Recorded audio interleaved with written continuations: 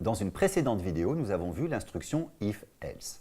Dans cette vidéo, nous allons revenir dessus et en particulier, nous allons vous expliquer ce qui peut être contenu dans un test. Donc revenons sur cette syntaxe de if-else. Vous commencez avec l'instruction if et ensuite vous mettez un test. Nous allons revenir dans quelques instants sur exactement ce que peut contenir ce test. Ensuite, on a un deux points qui signifie qu'on va avoir un bloc d'instruction. Ce bloc d'instruction ne sera exécuté que si le test est vrai. Ensuite, on peut avoir de manière optionnelle un elif avec un bloc d'instruction ou même plusieurs elifs avec des blocs d'instruction. L'intérêt de ces elifs, c'est de faire des tests supplémentaires. Donc ça va fonctionner de la manière suivante. Vous commencez avec le premier if. Si le premier test est vrai, vous exécutez le bloc d'instruction et vous sortez de votre if-else. Si le test 1 est faux, vous passez au deuxième test, le test 2. S'il est vrai, vous exécutez le bloc d'instruction correspondant. Sinon, else if, elif ça veut dire else if, vous passez au troisième test et vous continuez de manière successive jusqu'au dernier test. Si l'intégralité de vos tests est faux, vous pouvez, avec le else optionnel, faire une exécution d'un bloc d'instruction.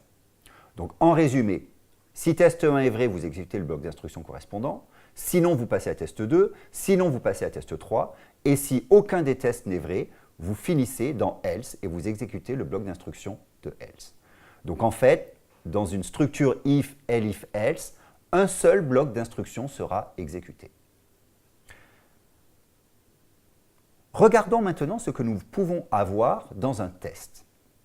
Dans un test d'un if ou d'un elif, vous pouvez avoir absolument n'importe quelle expression.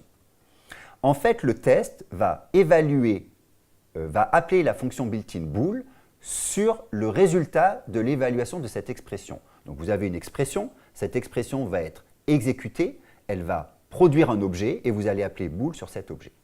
Que va faire bool sur cet objet? Il va appeler soit la méthode double underscore bool double underscore, qui est une méthode spéciale. Lorsque nous parlerons des classes, nous reviendrons largement sur ces méthodes spéciales.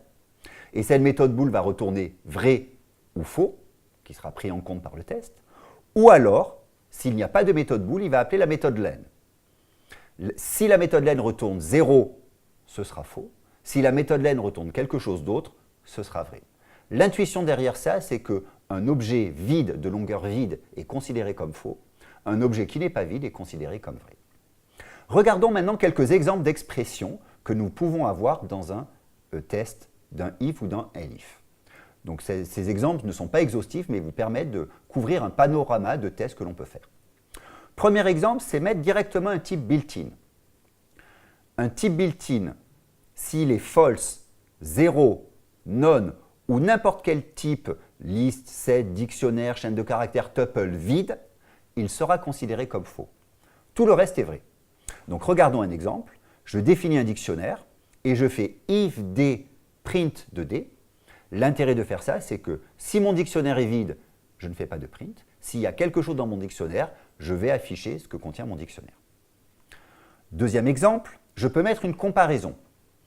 Donc je peux mettre supérieur, supérieur ou égal, inférieur, inférieur ou égal, égal ou différent.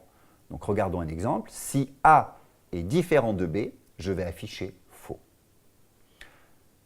Troisième exemple, le test d'appartenance.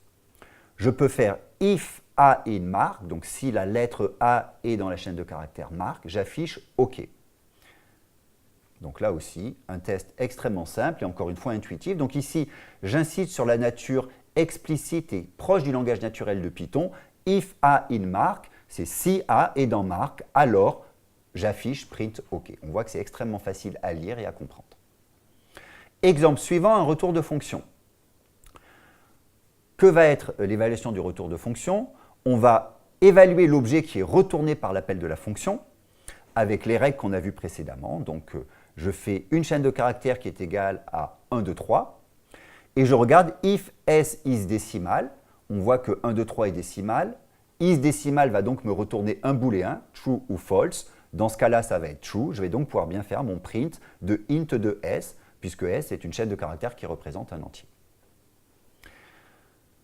Regardons maintenant ce dernier cas. Ce sont les opérateurs de test booléens. lorsque vous avez plusieurs conditions, vous pouvez les combiner avec ces opérateurs. A and B est vrai si A et B sont vrais. A ou B est vrai si soit A, soit B est vrai. Il est d'ailleurs intéressant de remarquer que ces opérateurs sont ce qu'on appelle short-circuit. Ça veut dire quoi? Ça veut dire que A et B est vrai si les deux sont vrais. Donc si on évalue A à faux, on sait que le A and B sera faux, donc on n'évaluera pas le B. De même, A ou B est vrai si A est vrai. Donc si jamais A est vrai, dans le A ou B, on n'évaluera pas le B. C'est ce qu'on appelle short-circuit, court-circuit. On va court-circuiter l'évaluation si on sait que le test est de toute façon déjà validé. Et puis pour finir, on a not A qui permet de retourner vrai si A est faux. Donc regardons un exemple. J'ai une chaîne de caractères qui vaut 1, 2, 3 et je regarde si 1 est dans ma chaîne de caractères et que S est décimale, alors je vais faire un print de ma chaîne de caractères convertie en entier plus 10. Pour finir, je vais vous montrer un petit jeu fait uniquement à base de tests if, elif, else, qui est le suivant. Donc on va juste faire s égale input, quelle est votre question? Input est une fonction built-in qui vous permet de taper du texte dans un terminal. Lorsque vous faites un retour chariot, cette chaîne de caractères va être mise dans une chaîne de caractères et s va référencer cet objet. Donc après, vous pouvez manipuler ce que vous avez tapé sur le terminal. Ensuite, je fais un if s start with bonjour. Donc si jamais ma chaîne de caractères commence avec bonjour, je vais simplement afficher un print bonjour, comment allez-vous? Et ensuite, je fais un elif si jamais la chaîne de caractères bien est dans ce que j'ai tapé, alors je vais afficher c'est super. Ensuite, je fais si jamais dans ma chaîne de caractères j'ai bye qui est contenu, j'affiche simplement au revoir. Et sinon, je vais afficher print mais encore. Voilà, donc c'est un tout petit jeu, vous n'allez pas passer une année là-dessus, mais vous verrez que ça vous amusera quelques minutes. Nous venons de voir l'instruction if, elif, else qui permet de faire une évaluation conditionnelle de blocs de code.